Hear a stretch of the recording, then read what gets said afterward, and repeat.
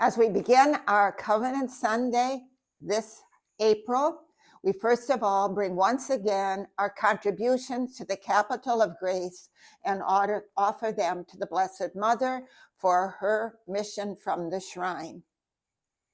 My Queen, my Mother, I give myself entirely to you, and to show my devotion to you, I consecrate to you this day my eyes, my ears, my mouth, my heart, my entire self without reserve. As I am your own, my good mother, guard me and defend me as your property and possession. Amen. So as we're gathered here, we always like to contemplate on the year's motto. And our motto for this is anchored in the covenant of love, or as we say in New York, in the covenant, full of hope. We achieve victory before great challenges. If you meditate on what we talked about last time, you will realize that we took a role model for the covenant of love. And that role model was Father Franz Reinisch.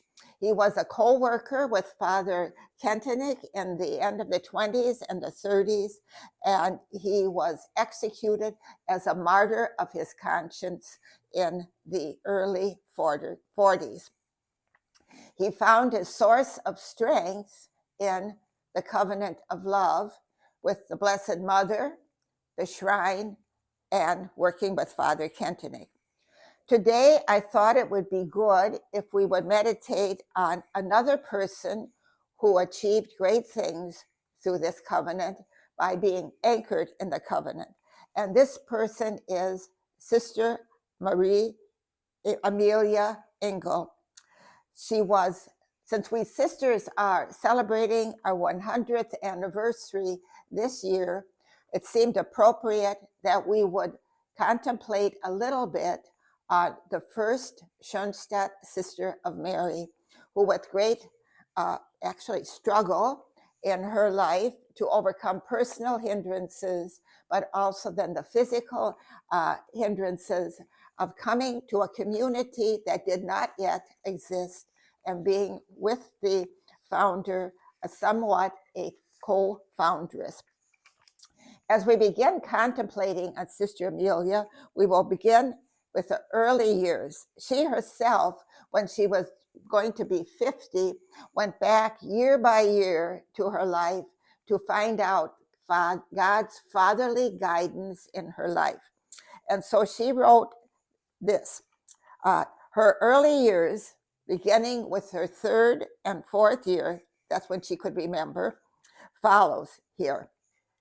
She states, healthy, normal development of my physical and spiritual powers and capabilities, the openness and receptivity for everything religious, the protection from evil.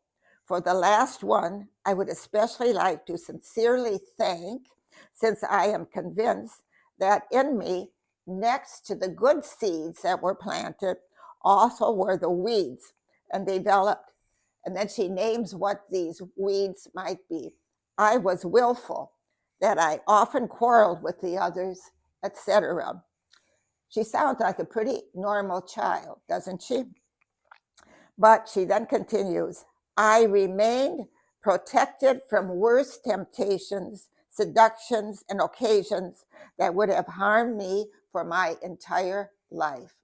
And her sister Clara continues with this idea, giving us an insight into what their family life was like. She states, we were a very religious family and we prayed much. The whole day was anchored in prayer, our source of strength. A deep religious atmosphere reigned in our home. Such was the climate that formed the souls and character of the Engel children. They grew and prospered within these walls. Thus, a happy and secure childhood could be fixed in the home. And if we take those words, the atmosphere, we have to realize something. We bring an atmosphere with us, but when we bring this atmosphere with it, it pervades into the surrounding area, and it helps to either make the world a better place or a worse place. In regard to our mission and tasks as mothers and fathers, grandmothers and grandfathers, aunts and uncles, we realize we have an obligation to pass on the best we can from which is in ourselves. Now, as we look again at Amelia, she mentioned she had a strong will. And if we're honest, having a strong will can be a plus and it can be a minus. And the strong will help people to make a decision and to carry that decision through. The other side of the coin is there can be great stubbornness and great self-will that if it works for me, then it is important. But we will see now as we continue to look into Sister Amelia's life that the strong part of her willness was a real plus. So she wanted, when she gets to be a little older, she wanted to be a teacher, like her two older sisters. Her parents, however, had a different idea. Amelia was the third child, the third girl, and she was to stay at home and help with the children. And then she begged again and again that she would be able to have this opportunity to have a professional life. So she persisted in what she wanted. And her sister states she didn't do it in a rough way, but she was very continuous and very, very forceful. She knew what she wanted to be by her serenity and asking.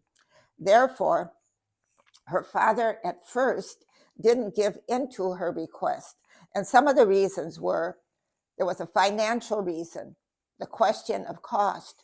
Her two older sisters were still in school, and therefore the schooling had to be paid for.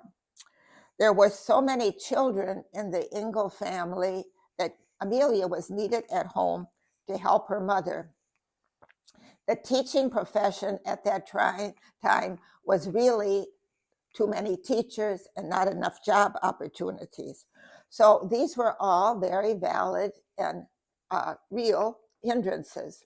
However, the Ingles in their family was not only father, mother, and children. The unmarried siblings of her father also lived with him. And among these siblings was her father's older brother, who was also a very religious and upright man. And he stated, if Amelia wants to be a teacher, she should be allowed to be a teacher. And with that support, her wish became a reality. And her father gave in and gave this consent. And next year, in 1908, he took her to the school so that she could start to study. The image of the teacher as it was in the school was very pleasing to her. And as she was there, she enjoyed the intellectual upbringing of that school, the high goals, the discipline, and so on. And she made good use of every opportunity to grow intellectually and consistently at the beginning of her studies. And she also, in regard to the religious element, at the very beginning, she joined the Society of Our Lady of the Most Holy Heart of Jesus. But that wasn't all. She took advantage of all the opportunities that were offered to her through the area. For example, the concerts she could attend, a boat ride now and then, the Rifle Club Festival, and St. Norbert procession. So in summary, we can say Amelia appeared to be a well-rounded supernatural person. She gave her yes to the gifts, used them, developed them within herself for the sake of others. Now, some of these gifts that she had are a good character, which was supported from her home life, intelligent and hardworking. in order to acquire knowledge which appealed to her. She had a deep religious spirit. She also had leadership abilities, and this was recognized in the class where she was, because for several years they voted her in as a representative of their class. Amelia was attracted by discipline, and she became a qualified professional woman. Her older sister, Anna, said of this: Amelia was a teacher with heart and soul. She conscientiously prepared every lesson. For the school children, she was not only a teacher and educator, but also a mother and helper. And by and large, the great quality that she had that helped was her strong willpower. We could list more gifts, but that's not the end of the story, because there is another side of the coin of what Sister Amelia had within her. And that is, she had a very deep melancholic feeling in her emotions. And this developed from a great fear of hell. And this fear began already when she was only 6 years old. And she would have periods where she would cry and it wouldn't be explained, and so on. She would go to a quiet corner to be out of the way. And then it's supposed that heart trouble developed, but that could have also been an emotional factor. Her father took her to the doctor, and later on, her mother also took her to the doctor.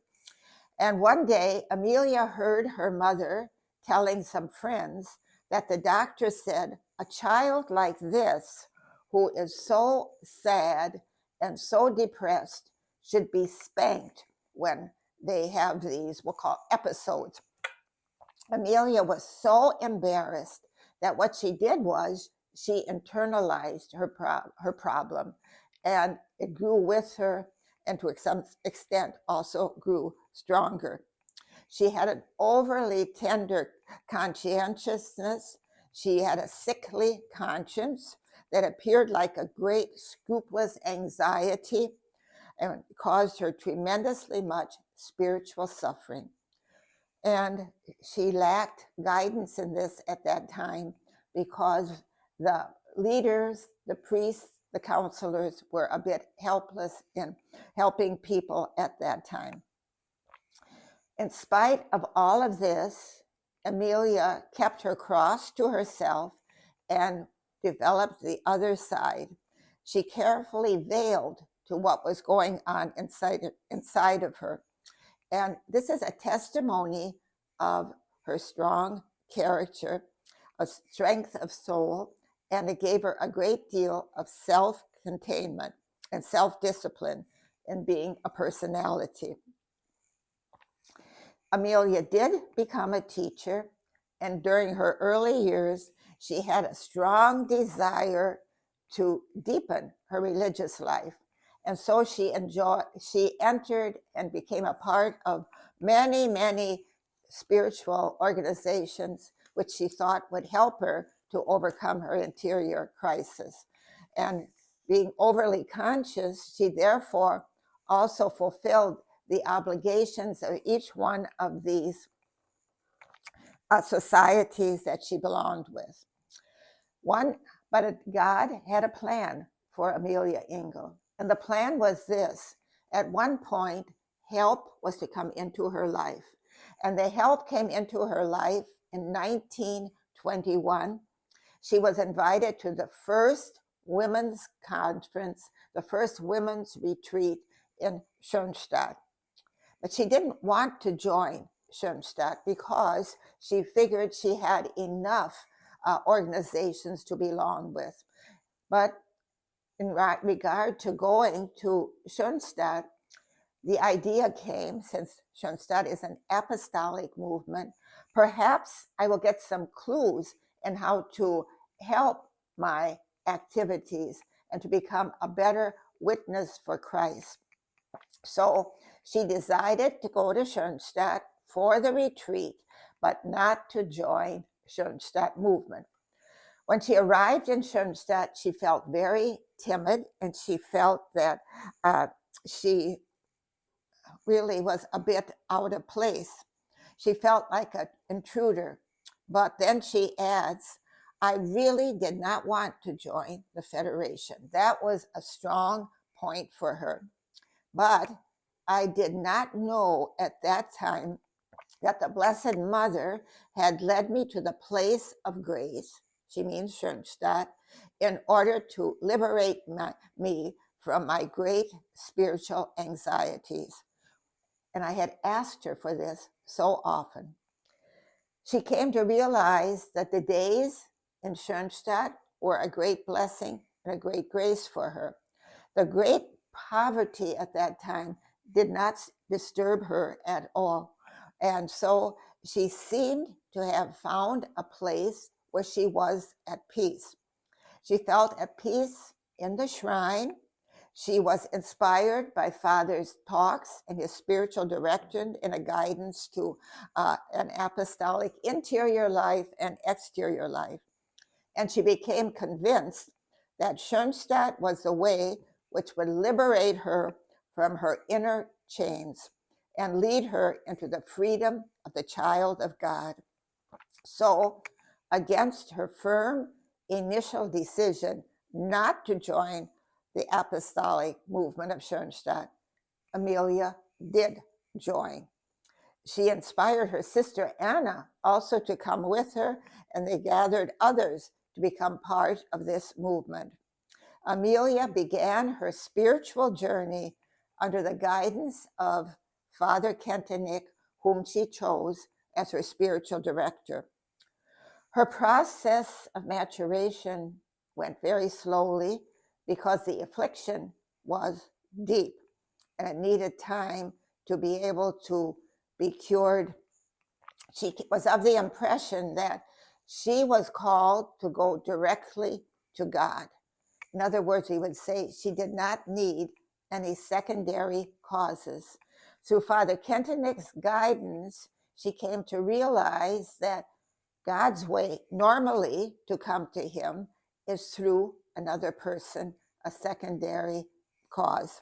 And so she opened up her mind and heart to her spiritual director and listened to his advice and tried to follow what he told her. She spoke about what she had to overcome as a certain wall that kept her in confinement. And this wall it consisted in the following: her anxiety over exaggerated responsibility, which was deeply rooted in her from childhood. That anxiety of fear of doing wrong, of fear of sinning, of fear of being turned into a member of hell rather than the bliss of eternally enjoying God in heaven.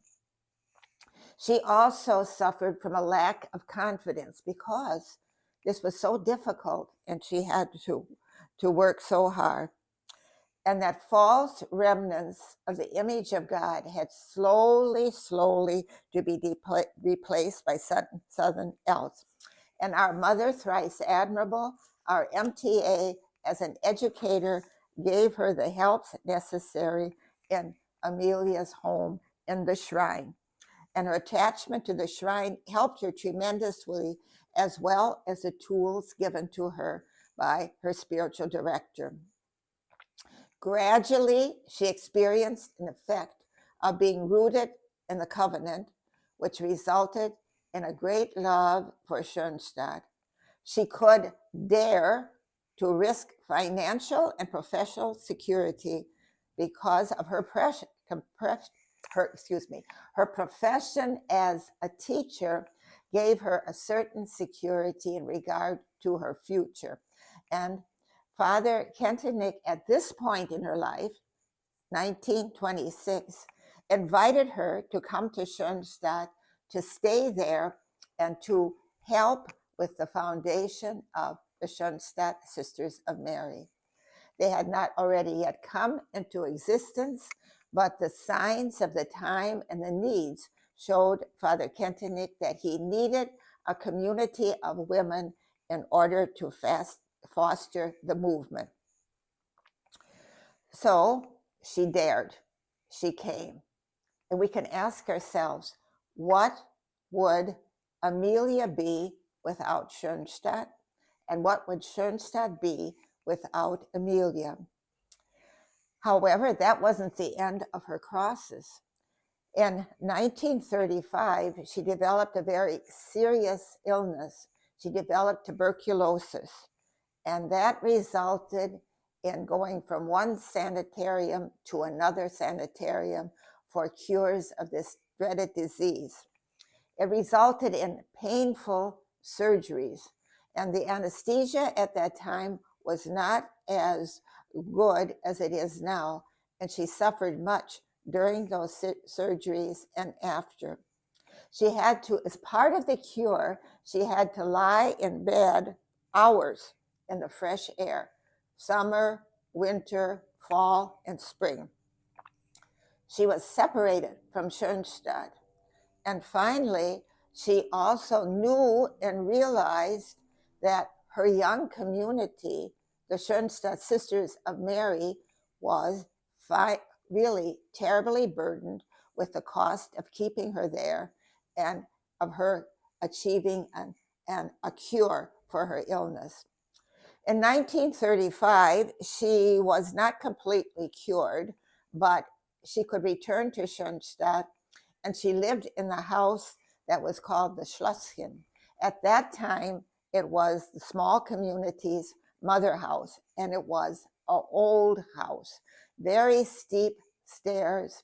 The washroom was on the third floor, and so she had many difficulties in regard to that house. But she joyfully accepted them with a smile.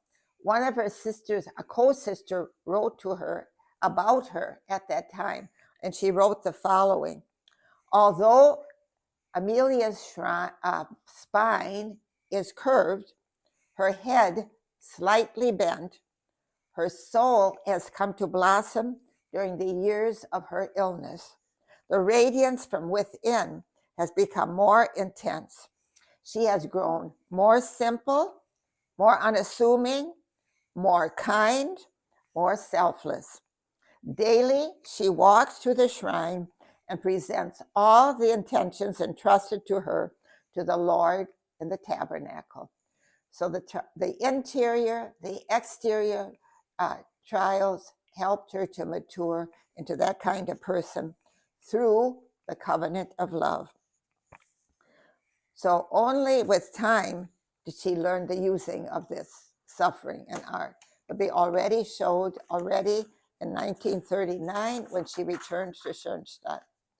So we have to stand in amazement of this development within the light and being anchored in the covenant. The cure of Amelia's scrupulous nature consisted in growing into spiritual childhood, which was the way that Father Kentenich was leading her. And this was an intense spiritual journey for her. So she was unable, as I said before, to realize the importance of secondary causes. And when Father Kentenich tried to explain to her, a reasonable direction of a soul does not seek to resist going to God alone, but to strengthen the freedom of the child of God to choose and to see and to be able to accept advice. Slowly, Amelia let go of her desires and her troubles, and she mastered her crosses. Her leadership became more evident. And in 1945, when our founder and father returned to Schoenstatt, he realized that the community had grown so much and that having one place only for the sisters to join didn't give them enough natural, supernatural chance to develop. So he decided that our community would be divided into provinces. similar to our states here in the United States. And in spite of her illness, he assigned Amelia the task of being a provincial superior. That means in that province, she was the leader, and it was also necessary for her to foster an atmosphere of prayer and high striving among the sisters. And she also became what we call a person of confidence. The sisters could come to her and tell her her problems, and in her motherly way, she listened and then could advise them. But that was not the end of her leadership. She also became one of the members of our governing body. And at this time, there were problems in regard to Schoenstatt, and they needed explanation. So Amelia, along with 2 other provincial superiors, made a trip to Rome. Now, she was already not healthy because she died the next year in 54. And so as they stumble up the steps to Maria Maggiore, she stopped, she pounded with her cane to the ground and said, "In the founding spirit, advance." And that's what they did. They dared to talk to these important people. They dared to show what the community's life is like, and also the spirituality. So with this, now we have arrived at the beginning of our reflection, which was to show that 2 different people in different circumstances, because they were anchored in the covenant, mastered their life and became role models for us. The first was Father Franz Reinisch, and the second one is Sister Mary Amelia. Although their circumstances were different, Father Reinisch was placed directly against the government, the Nazi regime. Amelia had a strong interior struggle within her, severe health problems, and many, many responsibilities. So, but she was a strong personality as her difficulties, she had to work against them, and that developed the strength of character. Both Father Reinisch and Sister Amelia had leadership skills. Both had to struggle through great difficulties. Both had the same source of grace, our covenant of love. So let us follow their example and truly be anchored in the covenant love, full of hope to achieve the victory before great challenges. So have a good month, and nos comprole pia benedicat Virgo Maria.